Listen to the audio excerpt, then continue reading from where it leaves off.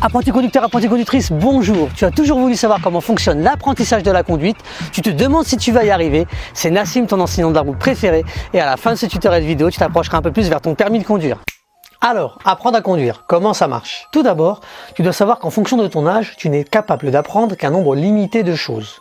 Par exemple, de 0 à 2 ans, tu apprends la construction de l'objet dit permanent et de l'espace proche. T'as toujours remarqué, les enfants en très bas âge, ils adorent toucher et goûter à tout. Et t'as pas remarqué aussi qu'un bébé, tu sais, quand tu le regardes et que tu as une certaine distance de lui, t'as l'impression qu'il te voit pas. Et c'est normal, parce qu'à cet âge-là, il est occupé à comprendre son espace proche et en plus son champ de vision est beaucoup plus faible que le tien. Ensuite, à l'âge de 2 ans et jusqu'à 11 ans, on construit les notions de quantité, de langage, de cause à effet et de classification. Tiens, par exemple, un enfant de moins de 5 ans.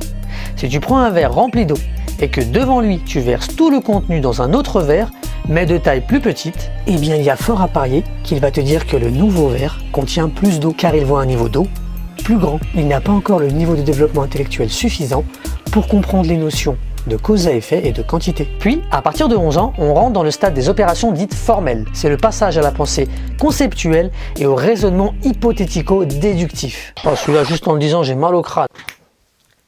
Je suis sûr que tu connais même pas tes tables de multiplication. Bien sûr que si. Vas-y. 9 x 4, 36, ok. 8 x 9. Ah, tu vois, t'es un âne. Ah, c'est bon, vas-y. Ouais, en fait, ça, c'est ce qui m'a fait le plus mal à la tête quand j'étais à l'école. Pour faire bref, tu pars d'un événement observable dans ton environnement. Tu mets en place une théorie, puis des expériences pour conforter ta théorie. Si l'expérience s'avère jouable, et si personne ne peut démontrer que ça fonctionne pas, ta théorie est bonne. Sinon, tu recommences. Ou sinon, tu fais comme moi à l'époque.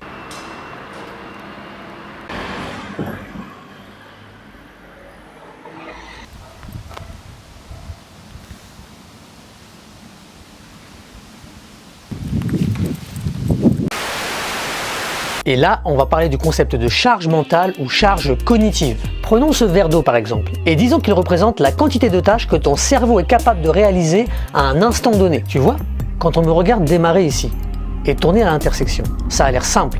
Mais alors pourquoi est-ce si compliqué pour toi l'apprenti conducteur? Eh bien c'est parce qu'en réalité, ton cerveau doit traiter une multitude de tâches. Dans cette situation, je dois savoir démarrer, puis vérifier mes angles morts, manipuler mon volant pour tourner au bon moment, vérifier le passage piéton, passer la deuxième vitesse, doser l'utilisation de l'accélérateur pour ne pas sortir de la route, et enfin je dois savoir observer une situation et l'interpréter pour résoudre le problème lié, puis agir avec la bonne attitude. Un conducteur expérimenté verra son verre, sa charge mentale, à moitié remplie à peu près, s'il reste concentré. Mais toi, apprenti conducteur, ta charge mentale va être au maximum et le verre peut vite déborder. C'est la faute éliminatoire. Donc tu vois bien qu'il existe des niveaux dans les objectifs d'apprentissage, du plus simple au plus compliqué. Tiens, par exemple, tu es d'accord avec moi que c'est plus facile d'écrire une table de multiplication apprise par cœur que de faire un calcul mental. Mais c'est aussi plus simple de faire un calcul mental que de résoudre un problème mathématique.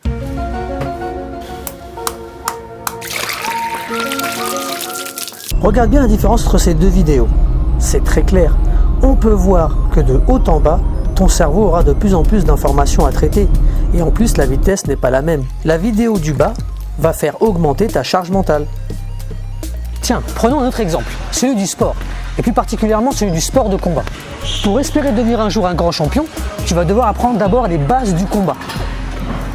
Droite, crochet, mais aussi crochet droit, uppercut, et par exemple en boxe Muay Thai, coude.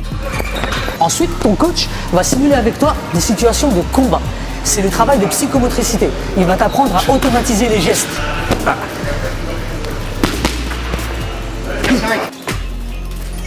Et une fois que tu es prêt, tu vas combattre contre ton adversaire que tu ne connais pas.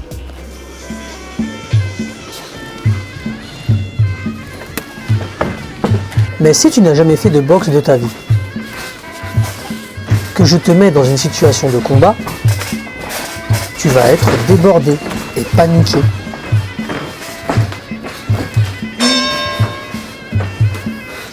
Par contre, si tu as toujours voulu faire de la boxe et que le coach t'enseigne les bases, puis t'apprends ensuite à automatiser les techniques de combat, tu auras toutes tes chances pour gagner ton combat.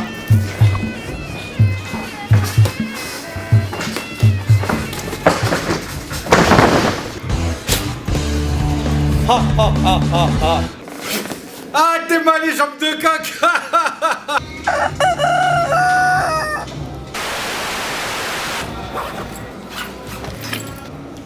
Hé Nassim, qu'est-ce que tu fais? Tu t'en vas? Ouais, mais je dois y aller. Non mais c'est une rigolade là. Bah, je dois faire le montage. Il y a un an qu'on t'a pas vu. Ah non, Freddy. Tu rigoles j'espère. Oh là là. Prêt? Allez, 1, squat. Non mais là franchement non. Non, ça va plus Nassim. Faut que tu rentres chez toi là. Au début de ta formation, en compétence 1, tu vas apprendre les techniques de base te permettant de maîtriser ton véhicule, à savoir démarrer, t'arrêter,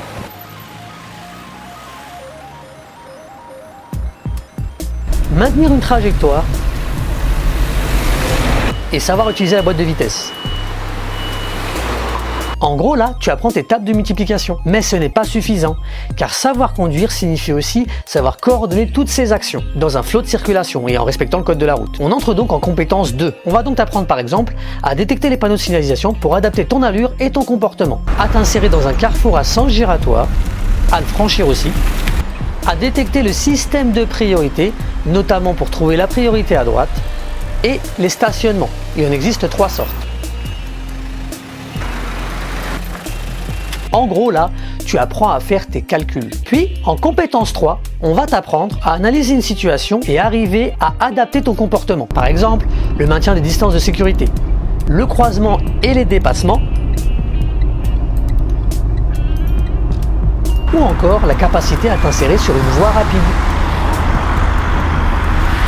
Et enfin, en compétence 4, on va t'apprendre à planifier et à effectuer un itinéraire de manière autonome, à connaître les facteurs de risque et à agir en cas d'accident.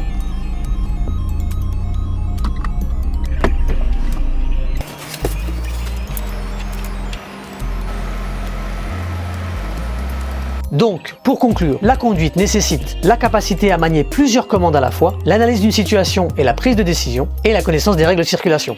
Et seul un enseignant de la conduite et de la sécurité routière diplômé d'État aura l'expérience et la formation suffisante pour t'aider à progresser tout en prenant en compte tes acquis, ton expérience et ta capacité à comprendre et à progresser, la fameuse charge mentale. C'est parti pour les tips. En numéro 1, donc, sache que pour qu'un geste ou un processus soit automatisé par ton cerveau, tu as besoin de le répéter en moyenne entre 30 000 et 50 000 fois. En numéro 2, sache qu'à la charge mentale, il y a aussi la charge émotionnelle qui s'ajoute. En fonction de l'importance que tu donnes à ton permis de conduire, ton stress va être plus ou moins grand. Et le stress est connu pour provoquer des effets physiologiques sur le corps. Ça veut dire que tes gestes seront moins précis, ton ouïe moins fine et ta vue moins perçante. Et donc, ton analyse des situations dans les moments décisifs sera moins précise aussi. Donc plus tes gestes seront automatisés, moins le stress aura d'effet dessus. Le secret de la réussite, c'est donc la répétition. En numéro 3, fais confiance à ton enseignant. Car par exemple, s'il revient sur des éléments de la compétence 1, alors que toi tu es en compétence 3, ce n'est pas pour t'embêter, mais c'est sans doute à cause du fait que, comme tu ne maîtrises pas bien une procédure, cela t'handicape quand tu es dans des situations plus complexes. Tu seras donc meilleur, ta charge mentale va baisser et tu réussiras mieux ce que tu ne savais pas faire avant compétence 3. Bravo, tu viens d'obtenir ton examen.